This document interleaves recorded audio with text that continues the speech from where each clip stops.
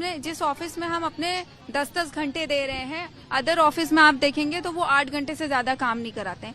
यहाँ हमें 10 घंटे तक देने पड़ते हैं, जल्दी आना पड़ता है, देर तक रुकना पड़ता है। लड़कियां इवनिंग शिफ्ट में 3 बजे अपने घर पहुंचती हैं। अगर हम इतना समय दे रहे हैं, फेस्टिवल्स में हम घर नहीं जा पाते हैं, अपने फेस्टिवल्स में हम उसी ऑफिस में रहते हैं कहीं। और जब इस मामले की पड़ताल करने कि आखिर यूपी 112 की जो महिलाएं इस चीज़ को लेकर प्रोटेस्ट कर रही हैं कि मामला क्या है, हम कंसर्न अधिकारियों से बात करने वी लिमिटेड के ऑफिस आए तो यहाँ पर कोई कंसर्न अधिकारी नहीं मिला। बार बार लंबे वक्त पर इंतजार करने के बाद भी ये बताया गया है वो अभी तक नहीं है।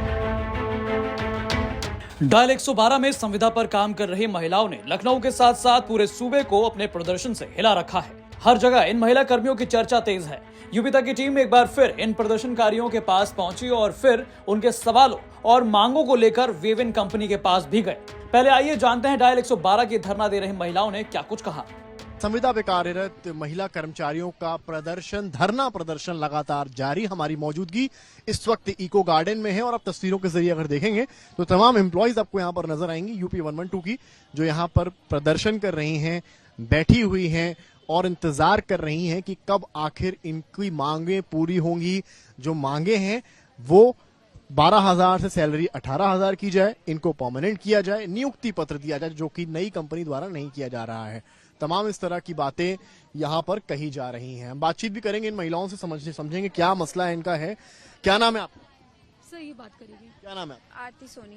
क्या मसला है आप लोगों का ओवरऑल? हमारा बस एक ही मुद्दा है, हमें सैलरी इंक्रीज करके चाहिए। जिस ऑफिस में हम अपने 10-10 घंटे दे रहे हैं, अदर ऑफिस में आप देखेंगे तो वो 8 घंटे से ज्यादा काम नहीं कराते हैं।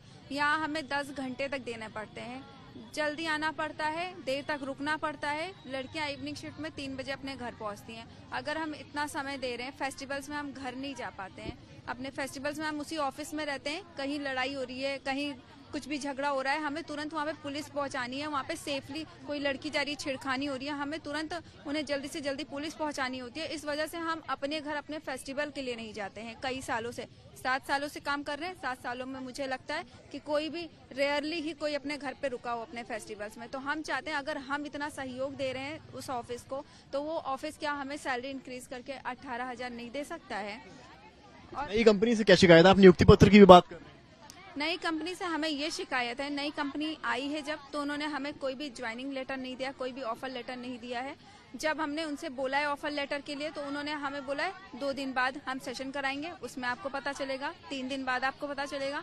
ऐसा हमने वेट नहीं किया, हमने वेट भी किया है। तब भी हमें जब कोई सही जवाब नहीं मिल रहा था, उसके बाद हमें ये करना पड़ा और हम तब भी जवाब ही मांग रहे थे बस।